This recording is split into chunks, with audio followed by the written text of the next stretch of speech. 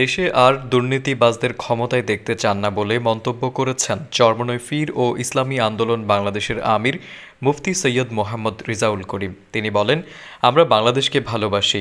বাংলাদেশ স্বাধীন দেশ হলেও আমরা স্বাধীনতা ভোগ করতে পারিনি। দেশে কোনো স্বাধীনতা ছিল না। ৫ আগস্ট আমরা ছাত্র জনতার গণবিপ্লবের মাধ্যমে নতুন করে আবার স্বাধীনতা পেয়েছি। আমরা বাংলাদেশে জুলুম, খুন, গুম দেখেছি, আর করতে দিব না। রাজনীতি হলো দেশ ও জনগণের জন্য। আমাদের মাথার উপরে অনেকে লবণ রেখে বড়ই খেয়েছেন। আমরা আর দুর্নীতিবাজদের ক্ষমতাই দেখতে চাই না।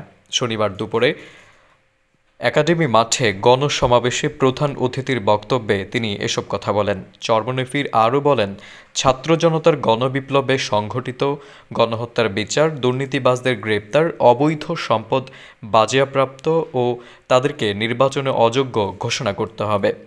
ইসলামী আন্দোলন বাংলাদেশ আগৈলঝাড়া শাখার সভাপতিত্বে মোহাম্মদ রাসেল সরদারের সভাপতিত্বে আরও বক্তব্য দেন ইসলামী আন্দোলন বাংলাদেশ কেন্দ্রীয় সাংগঠনিক সম্পাদক উপাধ্যক্ষ মোহাম্মদ সিরাজুল ইসলাম সহ আরও অনেকে।